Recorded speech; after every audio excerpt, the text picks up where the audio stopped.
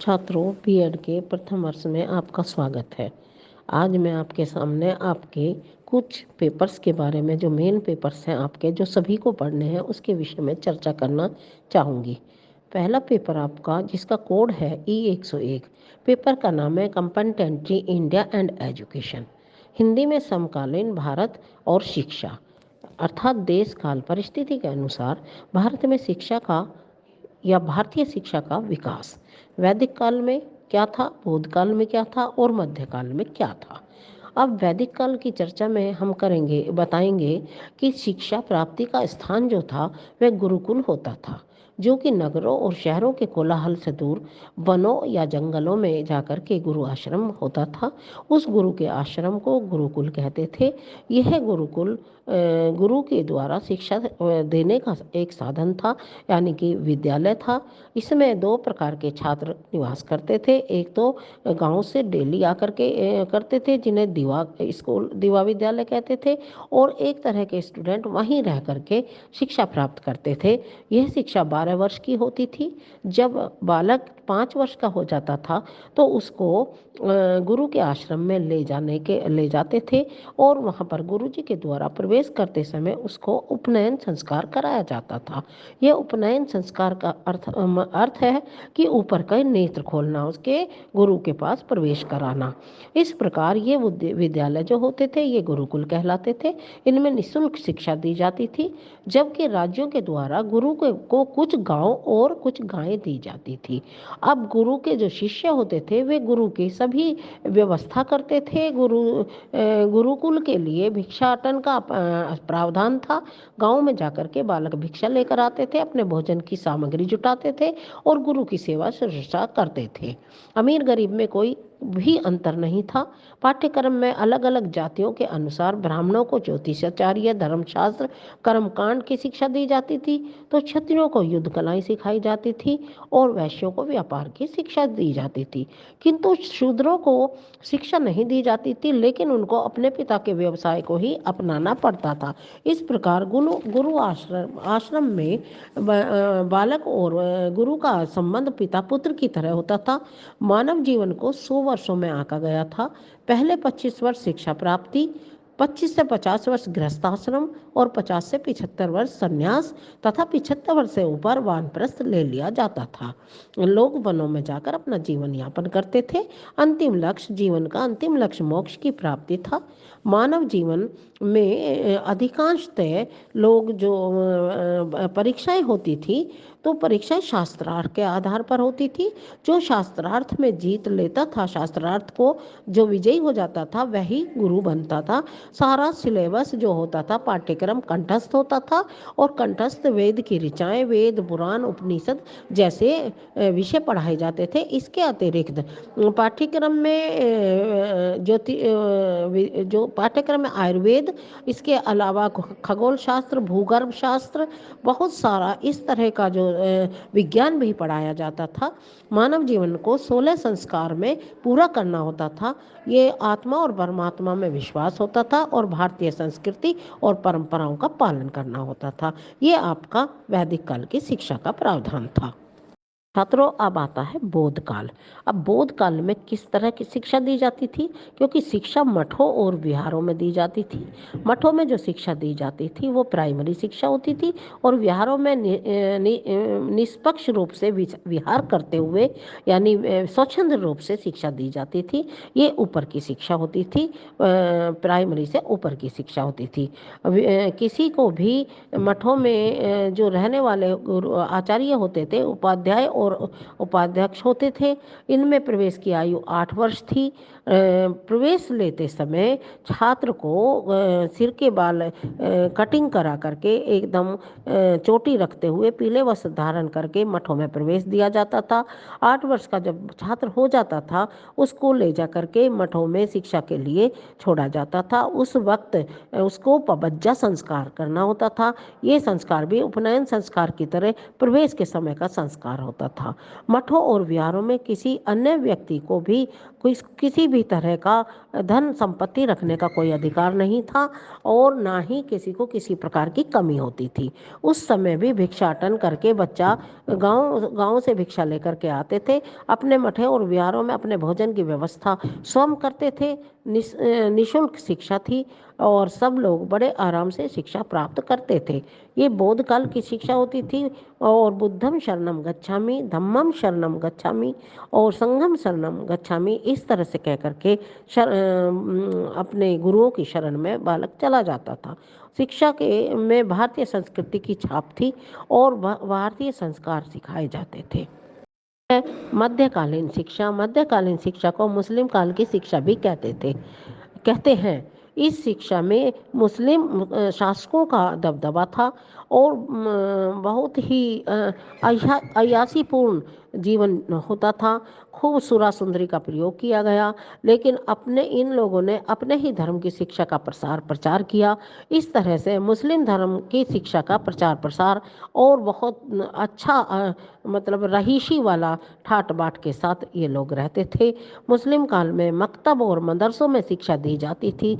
मकतब मस्जिद कहलाती थी। जो मस्जिदों में जो प्रवेश किया जाता था वो 4 साल 4 माह और 4 दिन का बालक मकतब में प्रवेश लेता था।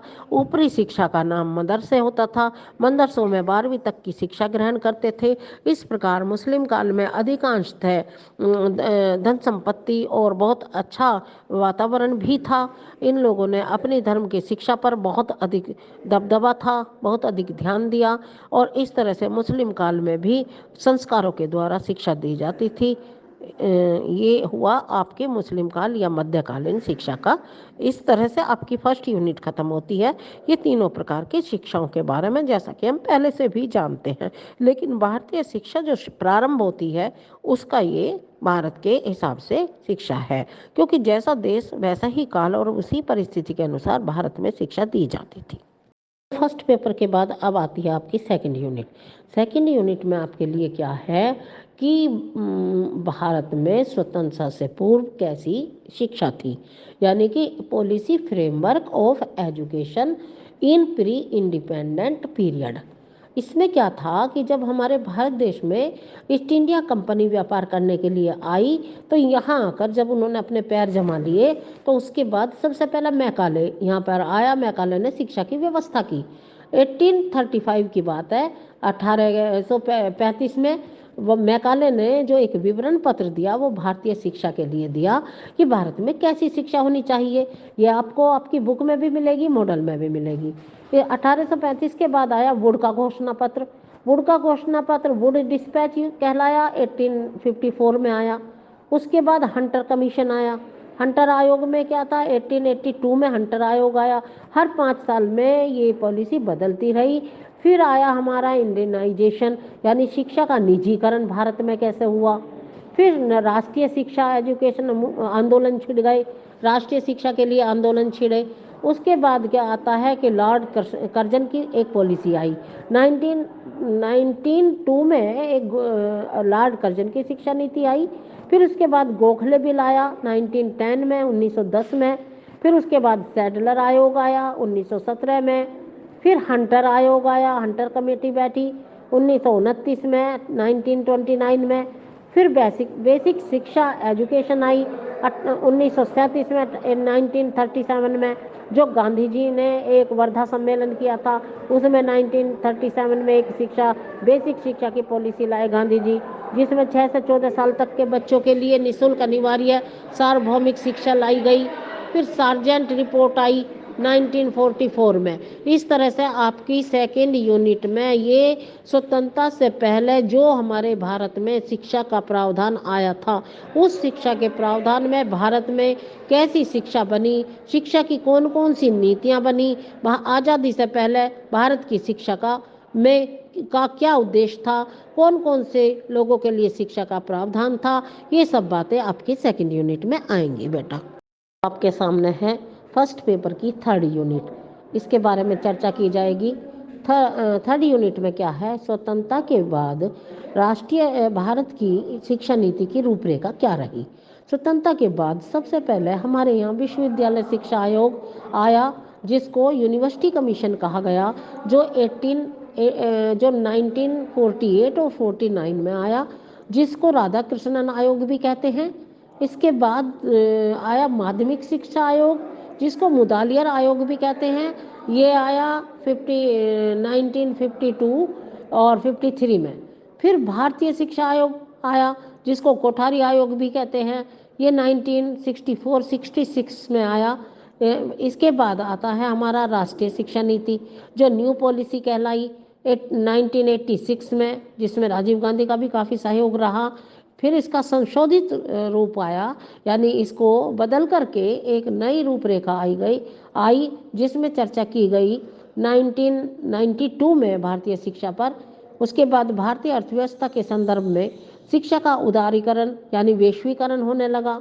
शिक्षा में राष्ट्रीय परिचर्चा की रूपरेखा 2005 में आई, 2005 में। फिर राष्ट्रीय ज्ञान आयोग आया।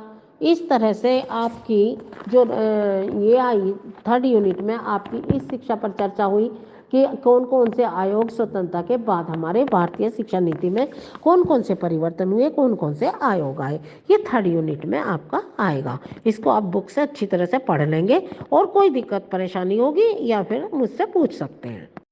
छात्रों, आज की चर्चा का विषय है प्रारंभिक शिक्षा, यानी कि फर्स्ट पेपर की फोर्थ यूनिट। फोर्थ यूनिट में क्या हुआ कि भारत की शिक्षा में एलिमेंट्री एजुकेशन में क्या होने लगा कि सार्वभौमिक शिक्षा का प्रावधान आया, यानी यूनिवर्सल एजुकेशन।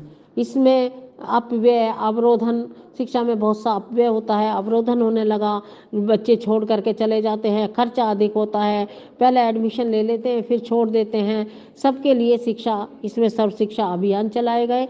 गांधी जी का वर्धा सम्मेलन हो ही चुका था।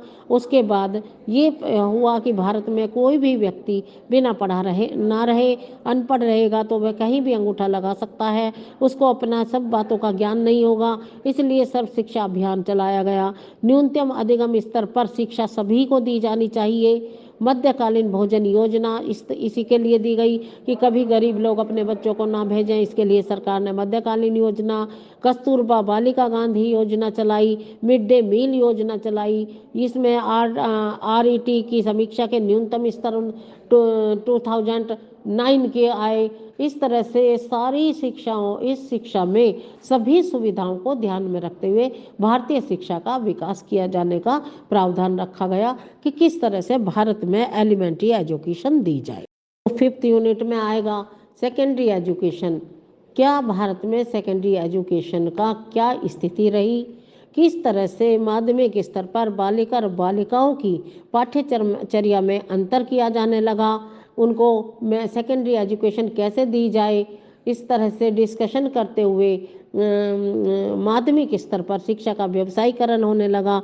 जितने लघु उद्योग वाले ये सब पॉलिटेक्निक वगैरह ऐसे ऐसे कॉलेज ये खुले करके सीखने वाले इंटीग्रेटेड कोर्स खोले जाने लगे, और सभी बच्चों को सेकेंडरी शिक्षा के बाद कुछ ऐसी शिक्षा दी जाने लगी जिससे शिक्षा का प्राप्त करके सब बालक अपना जीविकोपार्जन कर सके। भारत में कुछ शिक्षा के स्तर में गति में सुधार आए।